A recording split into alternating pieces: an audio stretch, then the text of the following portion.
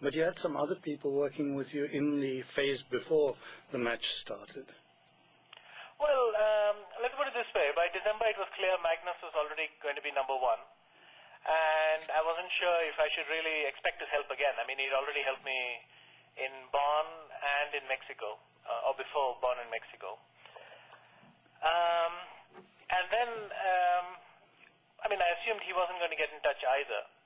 But then we had this funny situation in India where some journalist asked me, who are your seconds? I said, well, that's a secret, but I can tell you one name, it's Nielsen. And of course he published the next day that this one name was Carlsen. I guess he heard Sen and he heard second. He went back home and Googled star.sen and then Carlsen came up. So it's funny that Carlsen was sort of outed before he actually was in the team. But sometime in March he got in touch with us and said that he would be happy to help for a couple of days. And we finally decided he would come after his tournament in Nice.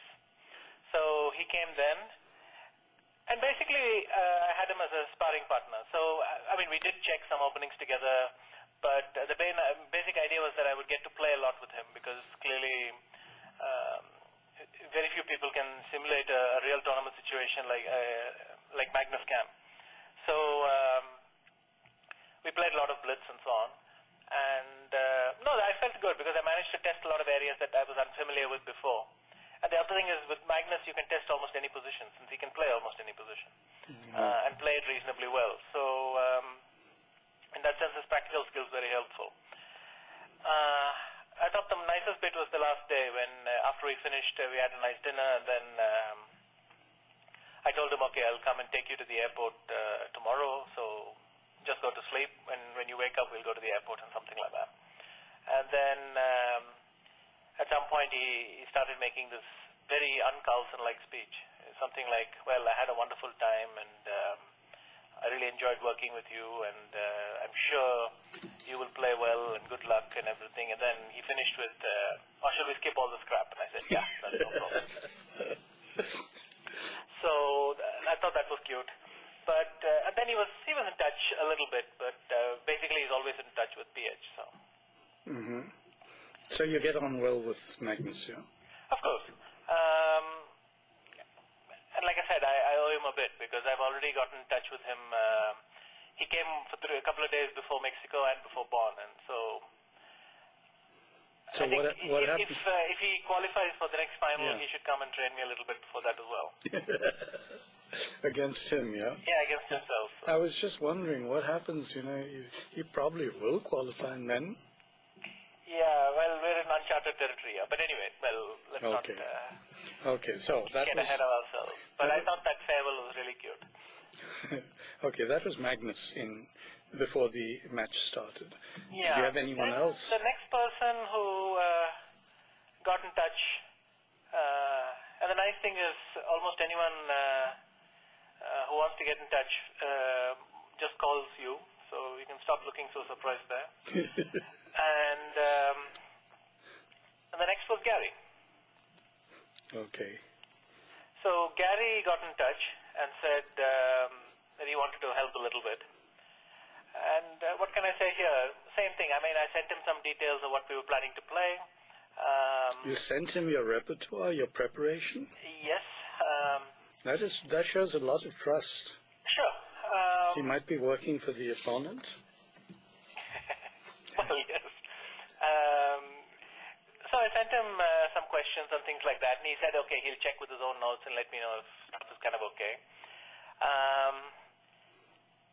And it was nice. So I immediately asked Heine to help me with a list of questions. And of course, Heine, I can see Jan smiling already, but Heine immediately came up with 500 questions and then whittled them down a little bit. So, and then... Gary told me it was 21 or 31 questions. In the end, yeah. PH was really disciplined at the end. But we sent him a bunch of questions, and then a couple of days later we went through it over Skype. So you were talking to him on I was talking Skype. to him, indeed. In fact, 2 years ago, if you told me one day Gary and me would be exchanging emoticons, I would but you tell the young people of today and they don't believe you. So, Monty Python. He was sending emoticons. So, I mean, he sends me smileys and so on. It was quite cute. He was also sending them to your wife, who was a little bit scared. Yeah, of course, I was bouncing between my wife's account and my account, and then he started sending her smileys as well. But anyway, moving swiftly on. Okay.